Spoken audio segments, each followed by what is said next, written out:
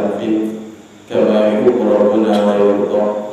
أشهد أن لا إله إلا الله وحده لا شريك له وأشهد أن محمدا عبده ورسوله صلى الله عليه وعلى آله وصحبه أجمعين ومن تبعهم بإحسان إلى يوم الدين. أما بعد.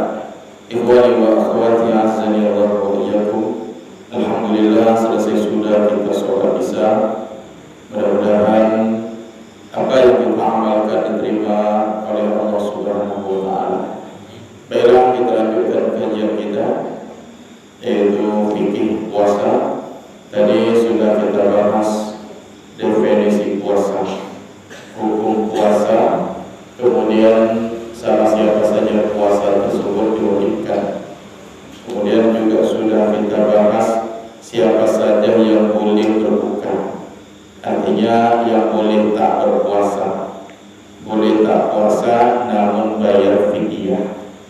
Tadi sudah kita jelaskan, orang yang boleh tak puasa adalah orang tua renta ataupun orang sakit yang tidak ada harapan sembuh. Kemudian wanita hamil dan menyusui boleh tak puasa namun bayar fidyah. Kalau untuk wanita hamil menyusui boleh bayar fidyah, boleh mengqadha. Mengqadha ya, huruf dha, bukan huruf dal, bukan qadha ya. Kalau qadha kata ini mengqadha, qadha itu artinya mengganti, ganti puasa. Jadi boleh dia wanita hamil dan menyusui ada pilihan, bisa bayar fidyah, bisa mengqadha atau mengganti, atau dua-duanya juga boleh. Nah, kemudian orang-orang yang boleh tak berpuasa namun wajib mengqadha, siapa dia? Yaitu orang sakit dan orang yang musafir. Orang yang sakit kemudian orang yang musafir boleh tak puasa tapi mengqadha. Ingat ya, diqadha bukan bayar fidyah. Kemudian berikutnya orang yang wajib untuk tak puasa. Ini wajib tidak puasa. Artinya kalau dia berpuasa hukumnya haram. Wajib tidak berpuasa, wajib pula mengqadha. Siapa dia? Tadi di awal sudah kita sebutkan, wanita, itu wanita haid dan nifas. Bagi wanita haid dan nifas haram berpuasa. Artinya wajib tidak berpuasa. Wajib tak puasa kemudian mengqadha, bukan bayar fidyah. Sekali lagi, hari ini masih ada sebagian wanita yang tahu sebelumnya dia berhalangan, dia haid, lalu dia bayar fidyah. Ini kesalahan. Tak boleh bayar fidyah bagi wanita haid. Wanita haid hukumnya wajib mengqadha, tidak ada pilihan. Yang ada pilihan itu wanita hamil dan menyusui, itu ada. Tapi bagi wanita haid, wanita nifas wajib tidak puasa, kemudian wajib bayar fidyah. Kemudian ada beberapa hal yang kita sampaikan tadi. Sebenarnya masalah puasa ini 2 kali pertemuan baru selesai, 2 atau 3 kali ya. Tapi tak masalah, sekali saja ini perlu kita ringkas. Adab-adab puasa, di antaranya kita bahas di sini adalah sahur. Yang kita bahas adalah sahur. Sahur artinya waktu menjelang berbuka. Itu arti dari sahur. Kalau kita paham bahasa Arab, tahu dari arti suatu kata, insya Allah kita tak akan salah. Maknanya apa? Kalau sahur artinya waktu menjelang subuh, maka orang akan paham bahwa sahur itu dilakukan di akhir. Mengakhiri sahur makannya menjelang subuh, bukan jam 2 dini hari atau bahasa lain jam 2 malam ya. Ada sebagian orang dia sahurnya terlalu cepat. Jam 3 sudah sahur, jam 2 sudah sahur, setelah sahur tidur, subuh pun lewat. Subuh pun lewat, bangun jam 8, jam 9. Kadang subuh memang tak sholat sama sekali. Subuh baru terbangun. Ini kesalahan. Oleh karena itu, sekali lagi, sahur itu artinya waktu menjelang subuh. Oleh karena itu, Nabi menganjurkan untuk takhir. Takhir itu artinya mengakhiri sahur. Zaid bin Thabit bertanya kepada Nabi, berapa jarak antara sahur dan waktu subuh? Kata Nabi sallallahu alaihi wasallam, qadra 50 ayat. Kira-kira 50 ayat Al-Qur'an. Makna 50 ayat Al-Qur'an di sini 50 bacaan ayat Al-Qur'an. Ambil Al-Qur'an, baca 50 ayat. Berapa lama tuh? Ada yang coba lah. Al-Baqarah aja ambil. Al-Baqarah 50 ayat bacaan standar tertil. Jangan baca terlalu menginjak. Ada yang coba lah. Anggaplah 15 menit lah. Itu paling lama. 10 sampai 15 menit. Itulah jarak antara sahur Nabi dengan azan subuh. Hanya saja, ini perlu perhatikan, Nabi sahurnya pakai kurma, pakai kurma, pakai roti simpel, makan kurma selesai. Kalau kita pakai nasi, pakai lauk. Kalau 50 ayat nampaknya tak cukup. 100 ayat di 200 ayat baru cukup. Makannya nasi banyak pula lagi, 3 kali tambah. Kalau untuk 50 ayat tak cukup namanya. Jadi silakan dikira-kira. Silakan dikira-kira. Ada sebagian orang makannya cepat, ada yang lambat. Mentang-mentang 50 ayat ya akhirnya makannya sedikit, tergesa-gesa. Itu kembali ke kita. Mungkin kalau seandainya bisa setengah jam nyantai, berarti setengah jam menjelang subuh. Kalau seandainya memang ada sebagian orang makan yang banyak, lambat pula lagi. Atau 20 menit ya. Intinya silakan kira-kira selesai makan, azan subuh pun berkumandang. Jadi untuk sahur ini disunahkan untuk mengakhiri sahur. Kata Nabi sallallahu alaihi wasallam, tasahharu fa inna fis sahuri barakah. Sahurlah kalian karena dalam sahur tersebut terdapat berkah. Apa berkah makan sahur? Badan kita kuat. Itu berkah paling jelas. Coba tak makan sahur, di siang hari badan kita lemas ya, lemah. Tapi kalau makan sahur, insya Allah badan kuat. Kemudian perlu digarisbawahi di sini, jangan salah paham bahwa sahur itu harus pakai nasi, tidak. Walaupun sedikit makan, ada orang kadang dia tak selera makan nasi. Seandainya dia makan roti saja sama susu atau sama teh terserah mau kopi, dia niatkan itu sahur, maka itu sudah sahur, dapat pahala sahur, dapat berkah dari sahur. Ada yang rokok sebatang. Rokok sebatang kayak gitu, tak masuk sahur. Itu sahur yang dihalalkan. Jadi dia apa? Dia makan roti atau makan kurma ya. Karena Nabi Sallallahu Alaihi Wasallam baik sahur berbuka tak pernah tinggal rumah. Ternyata setelah dicek oleh para ahli, dengan makan kurma tadi lambung jadi kuat. Lambung jadi kuat karena dia manis, glukosa manis, jadi lambung jadi kuat. Silakan dicoba sahur makan kurma. Tak perlu banyak-banyak, 30 biji lah. Kalau tak bisa banyak 10 biji atau 7 biji atau 5 makan kurma, insya Allah badan kuat di siang Ramadan ini. Jadi intinya Bapak Ibu dirahmati Allah, makan sahur itu tak mesti makan nasi. Apapun yang dia makan kata Nabi, walau bijur'atin ma, walaupun minum seteguk air. Kalau dia niatkan sahur, maka itu sudah dinamakan dengan sahur. Jadi mengakhiri sahur. Beda dengan berbuka. Kalau berbuka kebalikan. Berbuka dianjurkan untuk menyegerakan. Itu berbuka. Makna menyegerakan di sini jangan salah paham. Kalau Ustaz menyegerakan, lihat maghrib jam 6.25, jam 6.20 udah berbuka dia. Cepat 5 menit katanya menyegerakan. Makna menyegerakan di sini masuk waktu maghrib langsung berbuka. Jangan update status dulu. Masuk waktu maghrib orang dah azan, sibuk nulis status.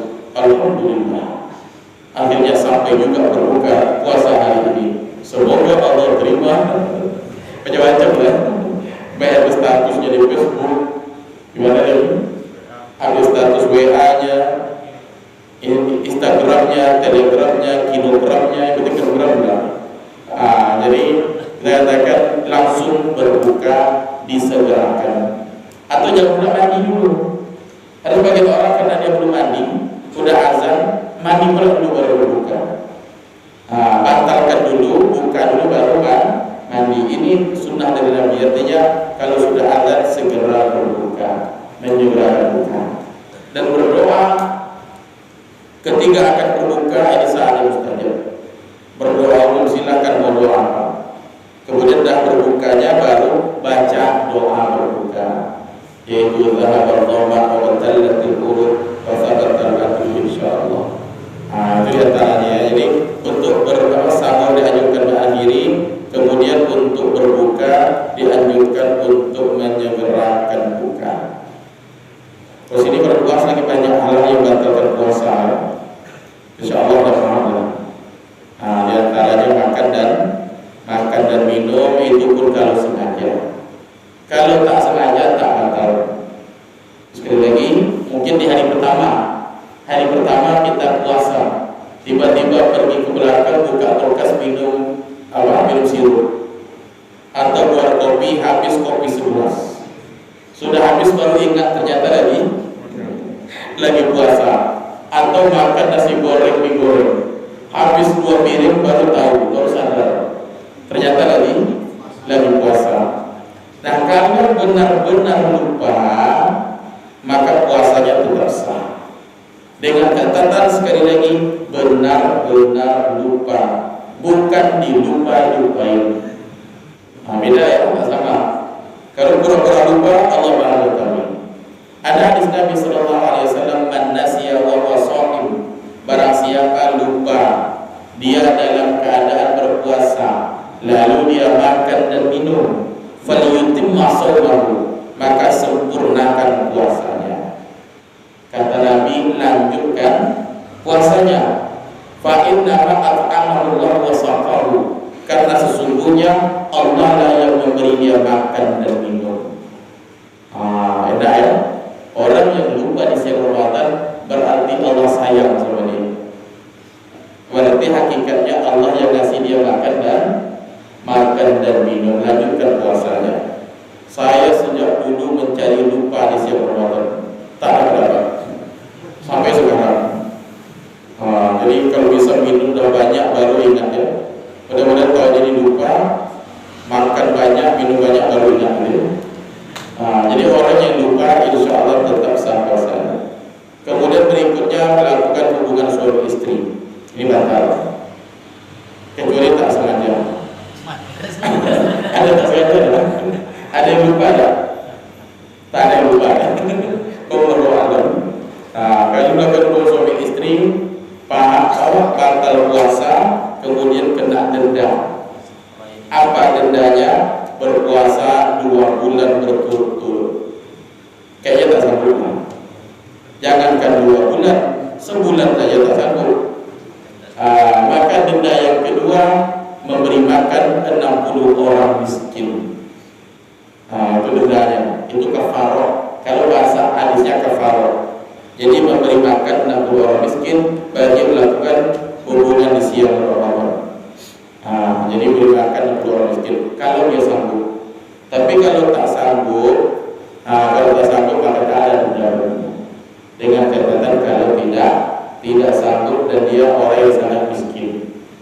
Sebagaimana terjadi di dalam hadis yang sahih riwayat Bukhari Muslim, ketika ada sahabat datang kepada Nabi, "Ya Rasulullah, laqad halaktu." "Wahai Rasulullah, saya celaka." Dijawab oleh Nabi, "Ma ahlakaka?" Apa yang menyebabkan kau celaka? "Waqatu ala imraati wa ana sha'im." Saya melakukan hubungan suami istri dalam keadaan berpuasa. Apa kata Nabi? Apakah ada seorang budak merdekakan? Tak ada. Sanggup puasa 2 bulan berturut-turut? Tak sanggup. Kemudian sanggupkah memberi makan 60 orang miskin? Kata sahabat ini, "Wahai Rasulullah, tidak ada di antara 2 batu hitam ini orang yang paling fakir kecuali saya." Ternyata dia pula orang paling fakir, yang paling miskin. Sudah miskin bermasalah pula lagi. Ternyata dia yang paling miskin, dia paling fakir. Tak sanggup beri makan 60 orang miskin. Dalam keadaan demikian datang salah seorang sahabat, dibawakan untuk dikasih Nabi hadiah 1 bakul kurma. Nabi dikasih dia 1 bakul kurma. Itulah dermawannya Nabi. Nabi kasih hadiahkan lagi ke orang. Kata Nabi, "Amanah orang yang tadi, orang yang melakukan hubungan sinar saya, wahai Rasulullah." Kata Nabi, "Ambil ini, bersedekahlah untuk keluarga kau." Artinya ambil ini kurma, kasih makan anak istri, kasih makan ke keluarga. Artinya apa? Kalau melakukan hubungan di sinar Ramadan, puasa batal, dalam bertobat kepada Allah, maka dendanya 2. Memang ada harus menyatakan merdekakan budak. Sekarang tak ada lagi budak. Yang ada budak-budak, budak kecil. Itu tidak sama saya. Jadi sama saya tak ada lagi. Yang ada apa? Puasa 2 bulan berturut-turut. Tak bisa, tak sanggup. Maka yang terakhir pilihannya memberi makan 60 orang miskin. Jadi ini yang batalkan puasa. Kemudian berikutnya muntah dengan sengaja. Muntah dengan sengaja batal puasa. Kalau tak sengaja tak batal. Yang sengaja itu mungkin sengaja dikorek atau dia cari sebab agar dia muntah. Itu tak boleh. Tapi kalau seandainya mungkin dia mual, mencium bau yang tak sedap, tiba-tiba dia muntah tanpa ada unsur kesengajaan, maka muntah tadi tidak menyebabkan batal. Jadi yang batal itu muntah dengan sengaja. Kemudian berikutnya batalkan puasa onani. Onani atau masturbasi, ya, itu batal puasa. Tapi kalau mimpi basah tak batal. Kalau mimpi basah tidak batal. Itu diantaranya hal-hal yang membatalkan puasa. Bapak Ibu yang dirahmati Allah Subhanahu Wa Taala, kita cukup dari sini, semoga bermanfaat. Sisa waktu kita gunakan untuk tanya jawab. Kalau ada pertanyaan kita persilakan, baik berhubungan dengan yang kita bahas ataupun pertanyaan yang lainnya. Kita persilakan. Assalamualaikum warahmatullahi wabarakatuh. Waalaikumsalam. Terima kasih apa yang telah dijelaskan Ustaz tadi terkait persiapan kita menjelang Ramadan ini agar puasa kita tidak sia-sia dan kita harus tahu ilmunya. Alhamdulillah Ustaz telah menjelaskan dan diantaranya banyak sekali hal-hal yang dapat membatalkan. Kemudian diantaranya yang menyebabkan tadi disebutkan juga adalah hal banyak orang yang berpuasa tapi tidak mendapatkan apa-apa. Termasuk diantaranya apa saja Ustaz? Karena kadang manusia sekalipun sudah diingatkan masih juga terbuat gitu Ustaz. Apa saja sekiranya yang kuat fatalnya gitu Ustaz. Karena entah karena itu perbuatan yang sudah terbiasa hari-hari. Kemudian ada juga yang kedua Ustaz terkait masalah yang membatalkan. Apakah termasuk membatalkan puasa? Apalagi ini harus suntik vaksin. Disuntik gitu Ustaz. Nah, itu apakah masuk hal-hal yang membatalkan juga?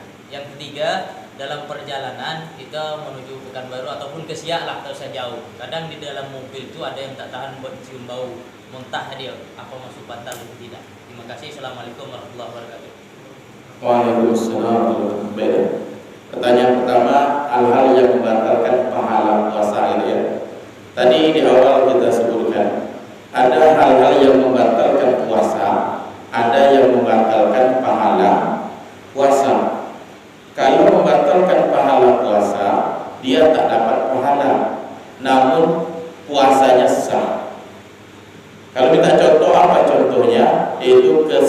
kesalahan lisan, seperti dia puasa tapi masih sibuk menggibahi saudaranya, berbuat ghibah. Tahu ghibah ya? Ghibah itu menceritakan keburukan saudara kita. Ini tak boleh, ini diharamkan. Kalau seandainya benar yang kita ceritakan, kita berbuat ghibah. Kalau tidak benar berarti berbohong. Itu makna dari makna ghibah. Jadi kata Nabi ketika ditanya apa itu ghibah wahai Rasulullah, zikruka akhaka fima yakrah. Engkau menyebutkan tentang saudara engkau yang mana saudara tadi dia tak suka kalau dia tahu. Dia tak senang kalau diceritakan. Bagaimana kalau seandainya itu benar wahai Rasulullah? Kalau benar, kata Nabi, engkau telah berbuat ghibah. Kalau tak benar, maka engkau berbohong. Itu contoh kesalahan lisan. Artinya pertama berbuat ghibah, yang kedua berkata-kata kotor. Paham ya? Mengucap yang tak baik, carut marut, penting dosa-dosa lisan. Jadi dia mengucapkan ini itu yang penting perkataan sia-sia, dosa-dosa lisan yang dia lakukan, atau menfitnah juga. Menfitnah saudaranya dengan lisannya. Intinya kesalahan lisan ini yang sangat-sangat fatal. Ini yang sangat fatal, yang menyebabkan pahala puasa tak dapat. Itulah makna hadis Nabi, betapa banyak orang yang berpuasa dia tak dapat pahala, dia tak dapat apa-apa kecuali hanya lapar dan haus. Lapar iya, haus iya, itu saja, tapi pahala tak dapat. Ini pertama lisan. Yang kedua, dosa mata, melihat yang tak baik, melihat yang tak baik, melihat yang diharamkan, apalagi di HP, dia serobis yang Ramadan tengok pula yang tak baik. Itu bisa menyebabkan batalnya pahala puasa. Atau telinga juga, telinga juga mendengar yang tak baik. Intinya dosa-dosa mata, dosa telinga, dan dosa lisan. Ini yang membatalkan pahala puasa. Sekali lagi garis bawahi pahalanya. Tapi kalau dikatakan apakah puasanya sah, tetap sah. Puasa sah, pahala tak dapat. Gitu ya. Kemudian berikutnya yang kedua, apa tadi? Suntik ya, suntik vaksin atau suntik karena penyakit. Beda. Suntik ini tergantung apa isi di dalamnya. Kalau fungsi dari suntik tadi untuk membuat badan kuat, fungsinya sama dengan makanan, maka tak boleh. Hukumnya haram, batal puasanya. Tapi kalau fungsi dari suntik tadi sebagai obat, sebagai penawar rasa sakit, maka diperbolehkan. Jadi tergantung apa isi di dalamnya. Kalau isi di dalamnya disuntik, dengan disuntik tadi kita kuat langsung, karena fungsinya sama dengan makanan, menguatkan tubuh, bahkan 3 hari 3 malam tak makan tak masalah. Wah, mantap ya. Jadi fungsinya sama dengan makanan, maka tidak diperbolehkan. Tapi kalau fungsinya sama dengan obat sebagai penawar, maka tak masalah, diperbolehkan. Kalau vaksin dalamnya apa?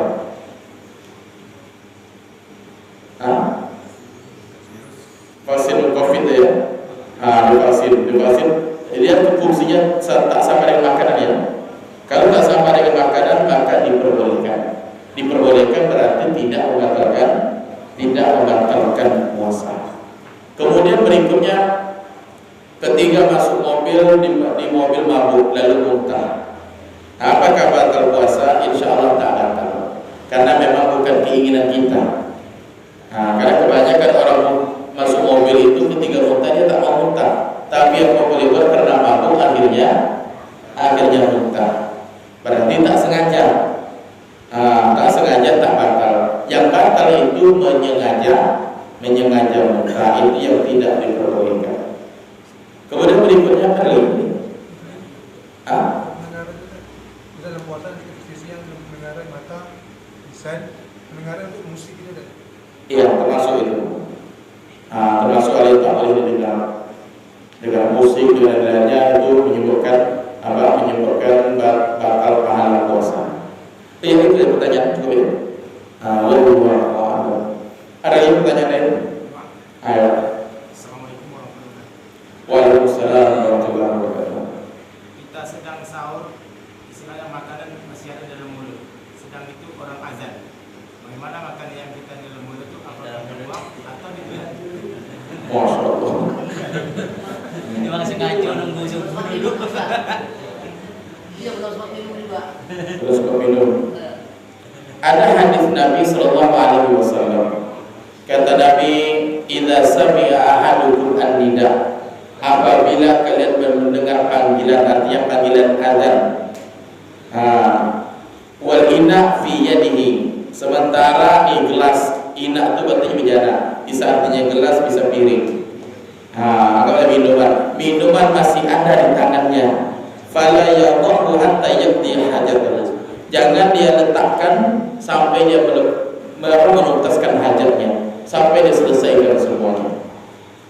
Dari hadis ini sebagian ulama, sebagian tidak semua, sebagian ulama mengatakan ketika ada makanan sama kita, baik di piring atau di gelas, masih ada bersama kita dengar azan, maka habiskan makanan tersebut. Jangan disudahi, apalagi dalam mulut jangan dimuntahkan. Di piring saja dihabiskan, apalagi dalam mulut. Jadi sebagian ulama mengambil istinbat hukum di sini, dari hadis ini. Kalau lagi makan, sedang makan, boleh dihabiskan walaupun dengan azan. Atau minuman tadi, dia lagi minum susu atau minum kopi, tiba-tiba dengar azan. Kata Nabi jangan dia letakkan, artinya jangan disudahi sampai dihabiskan semuanya. Hatta yaqtiya hajatahu, sampai dia tunaikan hajatnya. Maknanya sampai dihabiskan keseluruhan. Apa hikmahnya? Kenapa Nabi habiskan keseluruhan? Supaya tak mubazir, supaya tidak mubazir. Sekali lagi dengan catatan, lagi makan, lagi minum, sedang makan, sedang minum. Jangan salah paham. Artinya salah paham di sini, dengar azan Allahu Akbar, Allahu Akbar, baru boleh nyeduk nasi. Itu tak boleh. Baru boleh nyeduk nasi, berarti belum makan. Atau Allahu Akbar, Allahu Akbar, baru buat kopi, itu tak boleh. Yang mana hadis tadi sedang makan, sedang minum, lagi makan, lagi minum. Jadi jangan salah paham ya. Berarti Ustaz, masuk diantaranya ketika kita baru satu suap karena terlambat tak bangun dari tadi, tahu-tahu dah langsung. Iya, intinya sedang makan. Masih banyak nasi itu dalam habiskan sampai dia tunaikan hajatnya semuanya. Ini sekali lagi sebenarnya ini masalah khilafiyah, masalah perbedaan. Bahkan ada pendapat ulama menyatakan batasnya sampai iqamah. Ibnu Umar radhiyallahu anhu ketika masih ada bersama dia minuman, kemudian iqamah. Wahai Rasulullah, bolehkah saya minum